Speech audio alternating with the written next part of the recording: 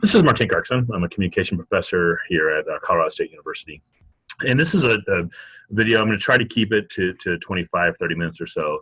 But it's an overall introduction to the art of deliberative practice, which is the theory behind the CPD, but how we do our work.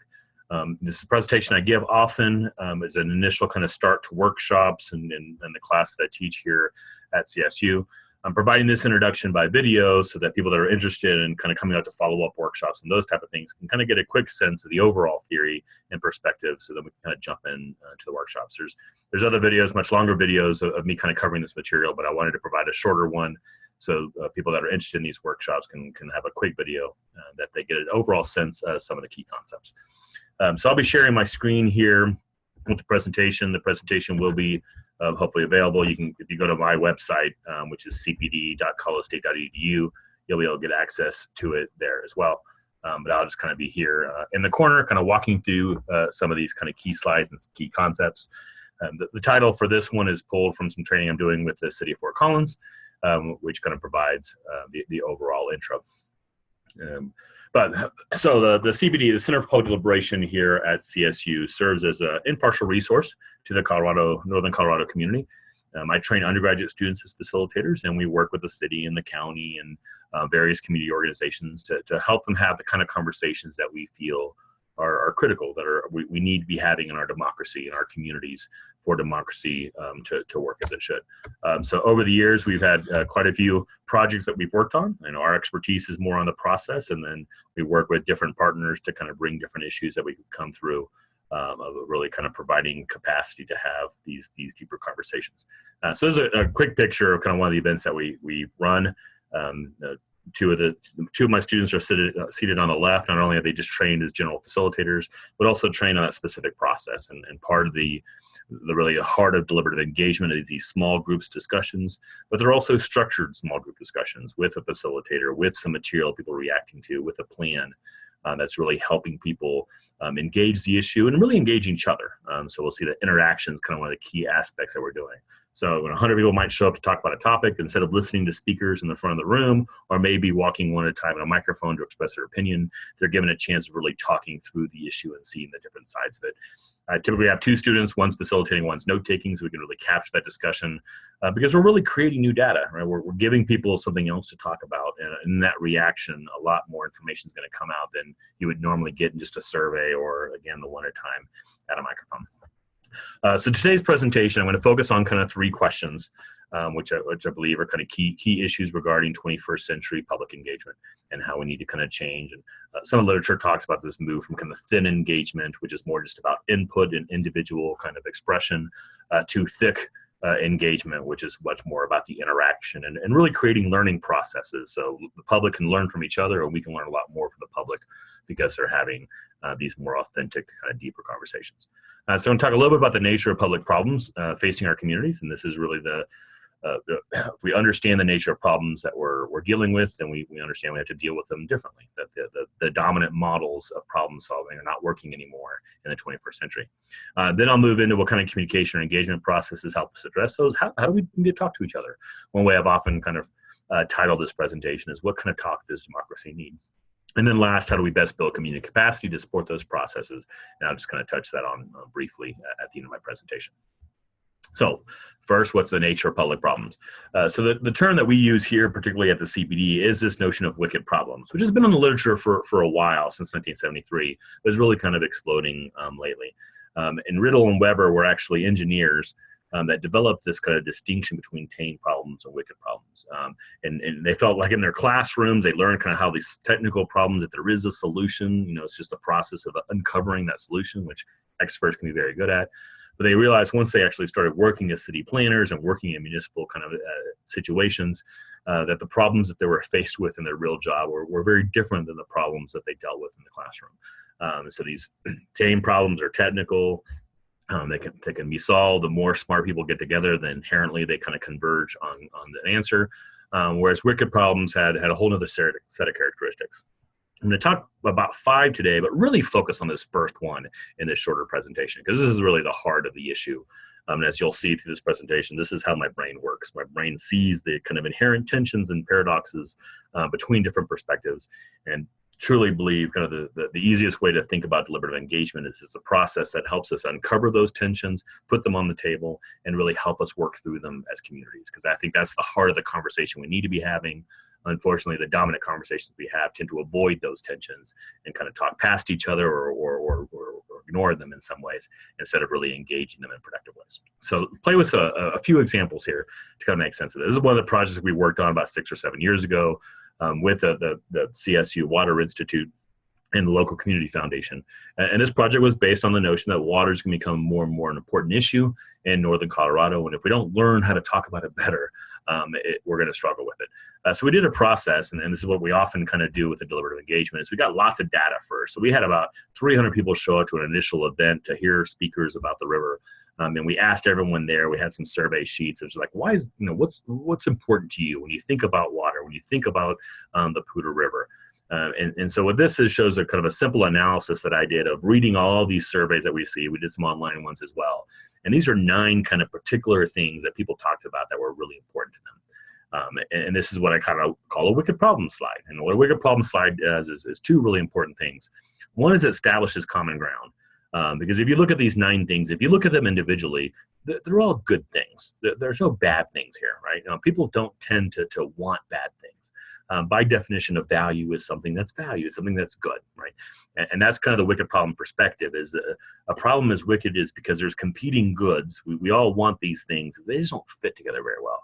It's not that some people want good things and some people want bad things. And that's a way to think about wicked problems is it's shifting the wickedness from the people to the problem. The wickedness, the difficulty is inherent to the problem because of these competing underlying values, right? So one thing is, these 9 things are all good. They're values. We all individually like them. And then the second thing is, but there's tensions between them. That the more that we focus on some of these boxes, inherently it's probably going to take away from the other boxes. Not necessarily an automatic zero sum. They're not completely opposed, but generally there's a tension there, right? And part of the conversation often can be, how do we negotiate that tension? How do we find the right balance? Or in some cases, and probably the best situations, is we find ways of transcending that tension and really creating a win-win, that we can have multiple of these boxes and switch something that's seen as oppositional as something that can be much more collaborative. Right. So with lots of different issues, this is the steps that we do. We really think through the issue. What are the things people care about? Or if you don't know that, how do you have conversations with people to really understand what they care about? And then as you start developing these kind of key values or interests underlining any tough issue, you also start inherently seeing some of those tensions. And again, what CPD does, what deliberative engagement does, is identify those tensions, put them on the table, and help people kind of have the conversations working through those tensions. So this is another little exercise I do. Can't do this kind of online, but this is the preamble to the Constitution. Embedded in the preamble are 5 kind of big values. If we translate those values into a little bit more kind of common term, we can make the argument that here's 5 big American values. Maybe not the top 5, but pretty powerful values that are persuasive, premises for persuasion for lots of arguments: justice, security, equality, freedom for us, and freedom for future generations. If I was face to face here, I would do something with a crowd of asking one by one, how many people prefer justice to injustice, or prefer being secure versus kind of scared for your life, and on down. And same thing as the water slide. Taking one at a time. These are all good things. We all support these things. Once we define them, we start losing some support. What it specifically means. But one of the philosophical arguments that we make is, we all actually pretty much have the same values. What's different is how we rank them, right? And as we'll see as we kind of play with some of these issues, those rankings matter. Those rankings can really make some big differences, right? So again, I can't do this online, but then once I establish everyone's kind of thinks these are good things when we take them one at a time, what happens when we're forced to choose? So this is actually the results from a talk I gave yesterday at a school district in Thornton. And you see pretty broad range. When asked to pick which one's most important, every one of those was picked by at least kind of 5 people there. And then when I asked which is least important, kind of same thing, right? Almost every single one of them was picked by at least 7 people. So lots of differences on how people rank those, but we all agree they're all important. So then the question becomes, well, do those rankings matter, right? Do these values, are they in competition with each other? Are there tensions that we need to work through?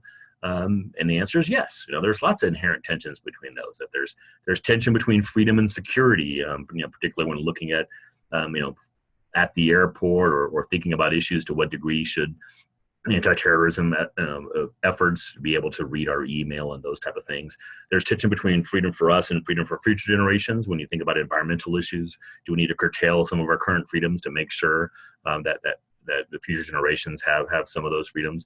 There's a huge tension between freedom and equality, particularly if you think about economic terms. Right? In a capitalistic system, the rich tend to get richer and the poor tend to get poorer. So if we really want equality, economic equality, we tend to have to violate freedom in some ways, to think about that. And then justice is an interesting case where, going all the way back to Aristotle, justice kind of has a tension within itself, right? That justice is getting exactly what you deserve, whether that's reward or punishment, no more, no less, right? So how do we find that balance in different kind of forms of justice? Right. So those are, some of the inherent tensions just to those 5 values. Here are some of the other kind of big tensions I'm working with. And I will quickly say, I'm going to go pretty fast through this to make this a shorter video. I'm not going to have time to elaborate, but you might want to pause every once in a while if there's stuff on the screen that you want to kind of spend a little more time reading. But there'll be a lot more on the screen than I'll cover in this shorter version of the video. Yeah. So here's a wicked problem slide that we did for food, that we want food to do a lot of things for ourselves, but some of those don't work together very well.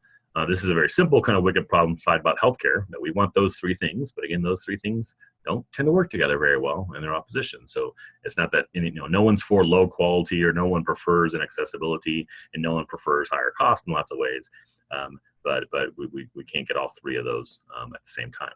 One way to think about that, Fort Collins is really focused on this triple bottom line. Sustainability is kind of maintaining a good balance between those, and then as much as possible find ways that they can work together.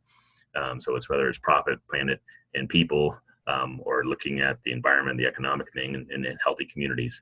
But each policy in Fort Collins is kind of taken through that lens to think about how do we balance that and not rely too much on a single bottom line of any of those 3. I was asked to do a project on parking last year at CSU. I thought it was a pretty technical issue when I started.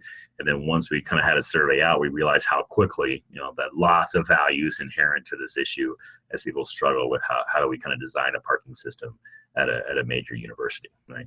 We do a lot of work with K-12, so there's a lot of things people want that believe is important to student success. And again, a lot of these things don't work all well together, right? Obviously, individualized instruction there in the middle is a great way to really work. The more teachers we have per student is great, but that also inherently goes against efficiency in a lot of ways. We want flexibility and innovation. We want teachers to kind of have control of their classroom and do what's going to excite them, what they're passionate about. But we also need all the 4th grade teachers to kind of do the same thing. We need consistency and stability because we want the 5th grade teachers to really know what everyone's coming to. So we're constantly, that consistency, flexibility tension is a constant one in lots of our projects as we think about the value of both of those and the drawbacks of kind of falling too side to one side or the other. Right? So that was all the biggest point I really want to take you with is that first bullet point where, starting to see the world through the lens of wicked problems means you're looking for the underlying competing values. You're understanding most people are coming to things for good reasons. So you have to understand those reasons. And I'll get back to this a little later. I'm not saying everyone's reasons are equal and, everyone has their reasons, so we should let them know. No, there's going to be ways that we need to struggle with thinking about as we deal with these tensions. Sometimes one value is more important than the other. While we all have the same values, but we rank them differently, some rankings are going to be a better way of thinking about prioritization between those values. But to be able to get to that tough conversation about priorities, we have to make that first step of assuming it's not good values versus bad values. It's competition between good things that don't fit together so well, right? Or avoiding bad things that we can't avoid all of them in the same way. So I'm going to run through these really quickly, these kind of other 4 key aspects of wicked problems. For our case here. So one is you don't solve wicked problems. We're never going to find the perfect balance between all these values, but we can constantly kind of do better or worse, right? One way it's systemic. We can focus on one aspect of the problem. Maybe we move the needle there, but we're going to get a lot of kickback on some of the other values because, again, they're all connected and kind of, the tensions and paradox between them. So the best we can do with wicked problems is we can have an ongoing conversation that we constantly think about how do we tweak and kind of negotiate these values. And that's really the 21st century conversation we need to be having in our communities is that constant conversation about how do we best balance these things that don't work together well. The other key aspect of wicked problems is there's not going to be a technical solution. We can't just wait for the experts to figure it out and send out a memo. So the people are going to have to be a part of that conversation, and the more varied the stakeholders that are in that part, that all have a different value set and different understanding and different potential actions they can contribute, are important. So this notion of adaptive changes, wicked problems require people to change their behavior. And people are much more likely to change their behavior if they're part of the process and take ownership of a process versus being told by an authority that their behavior needs to change. So it's one tool that we use is kind of a socio-economic model. That change comes from multiple levels. So yes, individuals might change on the bottom. Yes, we might need some policy changes and law changes and new policy. But these middle grounds of relationships between organizations, and what organizations doing, and what are schools doing, and what are nonprofits doing, and what are private industry doing, and networks and things like that become really important to think about as we recognize these tensions and figure out ways of negotiating them. Fourth aspect is wicked problems require really effective and high quality communication, particularly across perspectives. And that's where we're really struggling in lots of ways in our communities of having these conversations across perspectives. We know inherently how to gather around like-minded and have conversations about what other people think.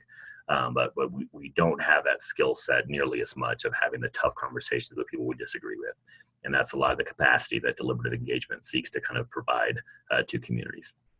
So that we can be working together versus kind of yelling at each other and talking past each other as much as we tend to do now. And then last, and this is the exciting part of the work, wicked problems require creativity and innovation and imagination. And that's that move. Once you get past the simplistic frame of good versus evil or bad values versus good values and realize it's good versus good, all of a sudden the person you thought was an adversary now can be a collaborator. Right? Yes, you'll still have differences on what you should focus on more, but those are negotiable differences. And that's one of the points I make in some of my other work, that a lot of the polarization, a lot of the conflict that we have now is really manufactured. It's based on misunderstanding. It's based on simplistic kind of frameworks, and it's pretty easy when you have a good process to change that framework and all of a sudden get to the point that people can work together to really think of the best way to negotiate these tensions and make better decisions together. So tying into more ancient concepts of wisdom and judgment, which can become some of the most important things that we need to be talking about, that unfortunately I think higher ed has kind of got away from a little bit with such a focus on kind of knowledge creation and discovery. So that's the kind of the first big point that I'm focusing on today is what's the nature of problems. We're dealing with these wicked problems. They have these inherent competing underlying values, and we need to figure out ways of struggling with those values and to move forward. So what kind of communication does that require? How do we need to talk to each other to deal with wicked problems? And you notice that on here, I keep on talking about addressing those problems versus solving them, because again, you're not going to solve these wicked problems. You're just going to find better or unfortunately worse ways to address them. So one typology we use here at the CPD to kind of really think through ways of talk is this distinction between adversarial talk, expert talk, and deliberative talk. So adversarial talk and expert are the two dominant forms. Adversarial is, people that have already made their mind up and they're out there trying to mobilize people to think like them, whether this is, Democrats and Republicans, or it's interest groups or advocacy organizations or those type of things. But most of them, obviously most of the loudest voices are going to be voices that already have their minds made up, and they're just trying to particularly mobilize people that agree with them, get some people in the middle. Expert voices are a little bit different. They're much more focused on data, see themselves as more neutral in a sense, but there's lots of people that believe the public can't kind of deal with these tough problems very easily, that we need to kind of rely on experts to kind of move forward. And obviously the deliberative is kind of what we're talking about here, right? And really what we've learned in 10 years of doing this, that, the expert and adversarial and deliberative all have pros and cons. They work with some issues well, but have some kind of bad drawbacks in some ways. And we found that really the heart of the deliberative perspective, when we do the deliberative really, really well, what happens is we bring out the best in the adversarial and expert. We really highlight what they do well, and we, as much as possible, kind of either avoid or mitigate the really problems of adversarial and expert models, or the limitations or the kind of the gaps that they have in their work. So talk about that a little bit, and this might be where you might want to pause and read for a second, because I'm not going to have time to kind of walk through all these key points. But this is just a slide really thinking about when we're overly adversarial, and in many ways our communities, particularly our national politics, are severely overly adversarial now. You've probably seen it in your Facebook lead. We're in the middle here of the 2016 campaign, which hopefully is going to be one of the worst campaigns. So hopefully this is a little bit of an exception to the rule. Like clearly polarized, people talking past each other, people attacking each other, and really concerns about the quality of public discourse, right? So this is a lot of the work that I did early in my career of looking at these adversarial processes and how badly they go. There's a lot of negative repercussions. So I won't walk through these. I think most of these make sense on their own. I'll touch on a couple of them. But a big problem is the bottom line here is when you have an overly adversarial process, you get to the point that bad communication gets incentivized. What works and what should work gets detached. And good arguments can get punished and bad arguments will get rewarded. And the notion there and the kind of towards the bottom that it attracts privileges, organized, entrenched voices. The loudest voices become the ones that have simplistic ways of seeing things or only seeing one side of an issue. And those that understand kind of there's some tensions, if there's some choices, they see the validity of different sides of an issue are often silenced or don't feel like they really can be part of the conversation. That's what we're really trying to change. And all these really create a negative feedback loop that make it kind of worse and worse in some ways. A lot of the research I've been doing lately kind of focuses on the plays and the flaws of human nature. I did a deep dive last year into social psychology and brain science research about how our brains work and some scary stuff. I'll touch on a few things here, but these are just some of the books I've been reading in the last year about how our brains work in the different processes and often how, some of the key points here I'll kind of share in a second. But this one in particular from DeSalvio is a really interesting book. You see from the title. And somewhat that we borrowed the title of this book for part of the title of our presentation here. So from that deep dive, real quickly, I'm going to run through these. We crave certainty and consistency, and this is a big part of how our brain works, that once we make a decision, our brain's going to work overtime to make us feel good about that decision and really protect ourselves from criticism of that decision. And that's why we know that once you make a decision, if you get criticized, you tend to, that criticism tends to backfire, and it just kind of helps you dig in even more. We're suckers for the good versus evil narrative. That's how our brains work in this narrative form. And we inherently, we love our devil figures and we love our heroes and we assign those accordingly based on our perspective. I often tell a little story about, I've got 3 kids, so I've watched lots of Disney movies, and Disney movies take advantage of that inherent narrative. We love our good versus evil, and those evil characters in Disney are often, just evil to the core. They have no kind of positive characteristics that they really want. And I think we're reinforcing to our children as they're young that that world's pretty simple. There's just good people and bad people, and you just need to find the good people and the bad people and get rid of them to kind of succeed. We strongly prefer to gather around like-minded, and we know that. This is probably the most important one that I dig into a lot more in my research. But once we make decisions, we filter and cherry pick evidence to support our views. And that you see that on Facebook with people just talking past each other. You see the kind of incredible situations where with this campaign that new information will come out and both sides interpret that information in completely different ways because they twist it to make it fit the decisions that they've already made in some important ways. And the research here is pretty scary. We've always had this dream, this holy grail of the informed citizen. If citizens just, informed themselves more and read the newspaper, our democracy would work so much better. But all the research shows that since information is filtered so badly in so biased ways by our brains, that new information doesn't tend to, improve people's opinion. Once you make a decision, new information is filtered in such a way that you remember what you want and you forget what you don't like. So the more informed we are, unfortunately, the more biased we are in lots of cases, particularly if we've already made a decision. And we'll talk a little bit more about that later. So just one quote that I pulled from the work that I've been doing of how our brains work and how biased are, that how easy it is to kind of support a perspective that we already have when we're looking for evidence, and how easy it is to dismiss a perspective that we want to dismiss when we're looking at the evidence as well. Right. And then lastly, and this is, the first part of this presentation was all about the inherent tensions and tough choices to all our tough issues. And that's exactly what our brain doesn't like, right? That goes against that certainty and consistency. The good news is we can train our brains to do better, and particularly if we get people talking before they've made a decision, there's much more much better ways that we can kind of get people to be thinking about tough issues. So from that research, some of the good news, that if we're able to kind of avoid the negatives, we can tap into these good kind of aspects of human nature. We are inherently social and seek purpose in community. We care about the places we live. We have a lot more common ground about that than most people assume. We are inherently empathetic, that we want to help each other, that we're not nearly as self-interested as lots of people kind of assume we inherently are. We're inherently pragmatic and creative. We are problem solvers. That's what defines our species in many ways. So if we're able to kind of frame things in productive ways, then we have lots of great creative energy that we can kind of release.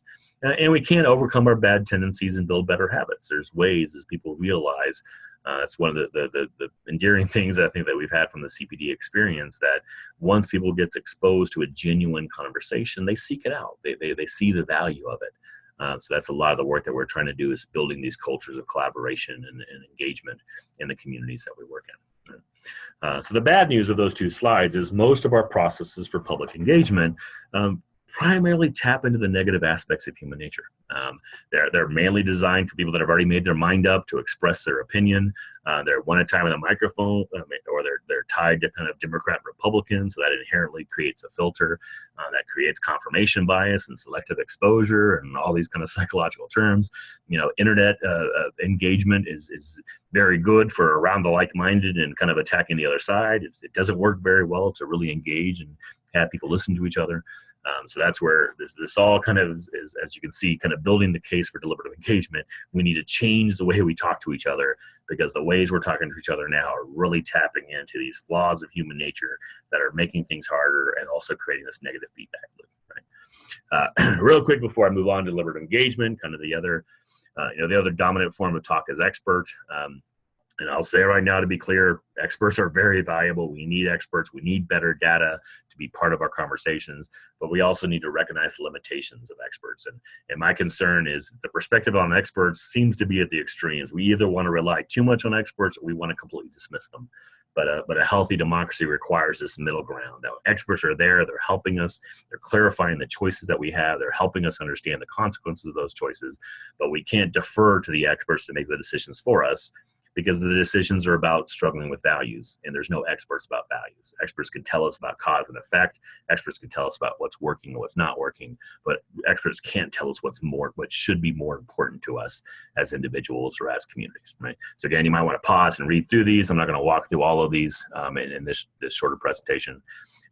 But these are some of the things that we work with experts, and really try to convince experts that they have a vested interest in changing the conversation, because as we improve the conversation, the data that's so important to them becomes more important.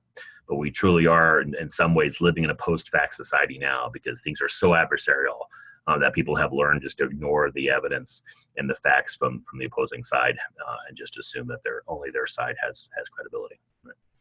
So the bottom line, we have serious problems. They don't have technical solutions because they involve these paradoxes and competing underlying values. And facing them really calls for some tough conversations and collaboration and understanding across perspectives. And our two dominant forms of talk, whether it's adversarial or expert, just don't seem up to the task. Right? The good news is that we know better ways of doing this, right? And there's growing perspectives and lots of different ways to help us think about having these conversations differently. And this is the new form of public engagement that we're hoping to really kind of expand in the coming years. Right? So how do I define public engagement? Deliberation, deliberative engagement is an approach to engagement with citizens, not just experts and politicians. So all three of them working together in important ways. Often working with facilitators because we don't know how to have these conversations. We've never really been taught how to have these tough conversations, or how to listen, or how to ask good questions. So, in some cases, we're relying on facilitators to help us have these conversations, utilizing a lot of different ways of doing things, and that I'll kind of talk about here in a minute. But people come together, normally face-to-face, consider relevant facts and values. So we tend to have data there for them to react to, and a baseline of information. But we also kind of push people that they have to engage the values, right? That we can't just assume the values are individual things that we can't talk about, right? Our processes are designed for people to listen to each other, not just express themselves. Most public process is just about speaking, but listening and learning from each other is critical. We consider the underlying intentions and tough choices. That's what I focused on a lot, that we find those tensions, put them on the table, help people work through them, are willing to refine and adapt their opinions. We're assuming, and we're not designing the process for people to change minds, but we're assuming through a good conversation with other people and with good information, they're going to realize that they were only seeing one side, that they were biased kind of in their thinking. So this helps them kind of understand. So really, how do you create public process inherently as a learning process, not simply as a chance for public input, right? And then ultimately, we're working to make some decision. Right? So inherently, some of the components that we talked about with deliberative engagement, we're framing the issue overall as a wicked problem and providing multiple options. We try to really get away from it's a yes, no on a specific issue, because that's what's going to tap into those negative aspects of human nature. People walk in with a yes or no in their head, then they're not going to have a productive conversation. They're going to be working just to defend their perspective, right? We often have discussion guides or background or something for people to react to. We often build those discussion guides from public input. So from a survey beforehand or from the one at a time on the microphone, but then we can kind of make sense of that noise and then provide something that really helps people see different sides of the issue and pros and cons, and helps open their mind about some of these issues. So it's a base of information. It's something to react to in some ways.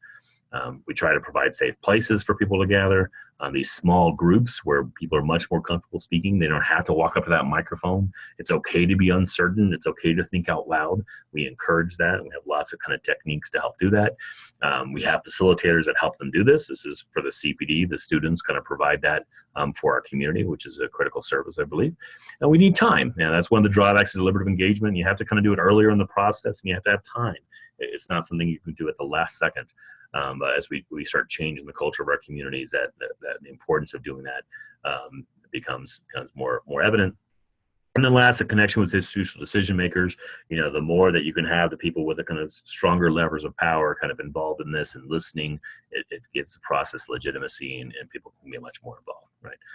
So I'm just going to cover a couple more kind of key concepts, kind of picking and choosing from the rest of the larger presentation. But this is one graphic that I use quite often.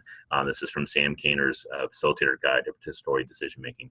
But it really kind of shows that these kind of three stages that a tough conversation needs to go to, particularly if we want a participatory decision, which is the people that the decision affects have some say in that decision, which is inherent, obviously, to a democracy. And the first stage, we need divergent thinking. We need to kind of get beyond the familiar opinions, get beyond the usual suspects, and really allow people to kind of think out loud and brainstorm and be more open-minded, right? We have lots of processes that don't allow that cut that off too early and jump to a decision point. And that's where we have this case of false consensus. We all think we agree because we didn't let anyone disagree. And that can create not only bad decisions, but can also create a lot of frustration, kind of cutting people out. And so the remedy of that's pretty easy. How do we create processes to make sure we open up the thinking, and we want voices to be heard, and we seek out voices that aren't typically part of the process, and those type of things.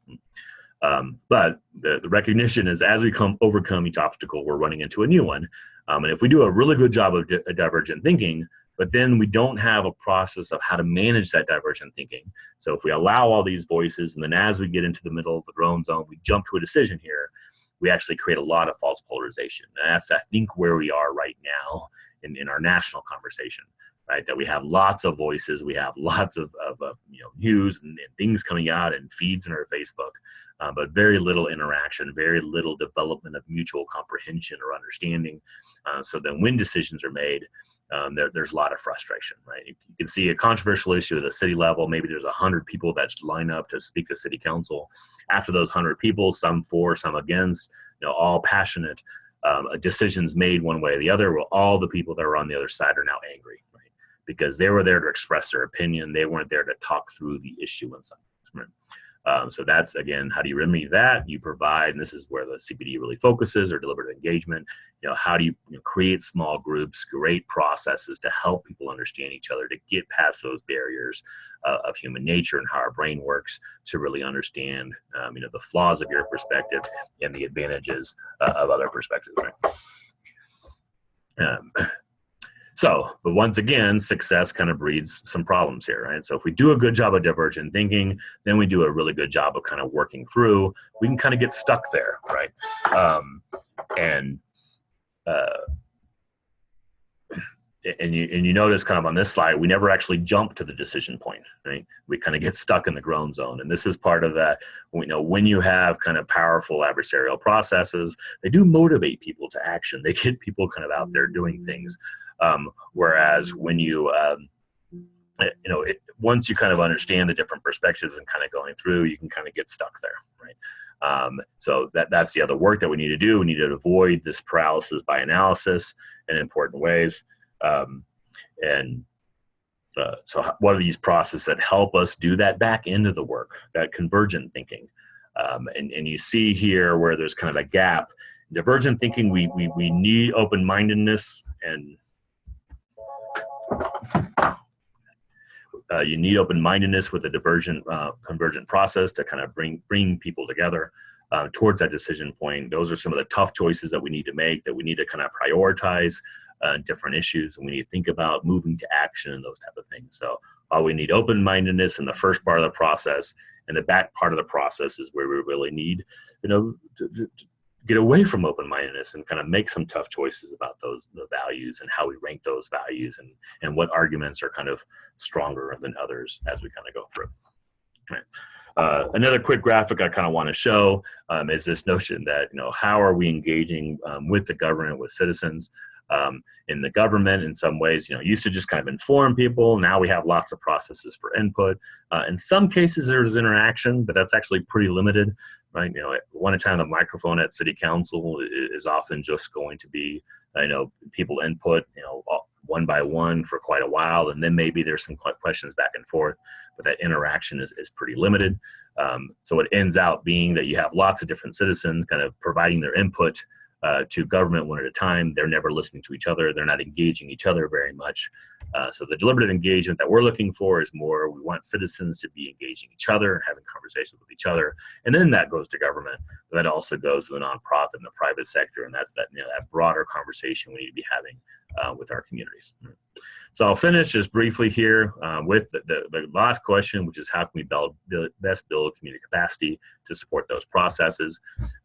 The implications of this work, if you think about the dominance of wicked problems and having the kind of thinking we need to do to engage those, it changes how we do public engagement. We need to get away from just the one at a time on the microphone. We need to get away from focusing just on input and really creating opportunities for engagement and for learning. It changes the nature of leadership.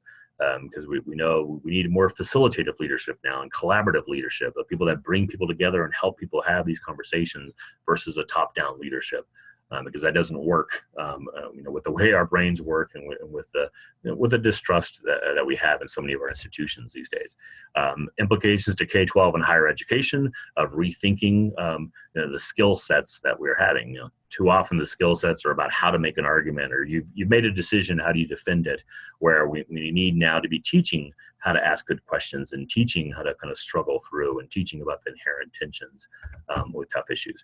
To experts, we need to rely on experts. We need to kind of find that perfect middle ground of experts kind of helping us with key issues. And that's a lot of things that CBD tries to do, to be a kind of a hub and a catalyst for this kind of work and building capacity. We do lots of trainings like we're doing here, and we certainly help with specific processes. We're also the liaison. It's a growing field, an interdisciplinary field that's been growing. So we have the opportunity here with my work, with Dr. Knobloch's work, the associate director, and with our graduate students to make lots of connections and kind of bring that new work here.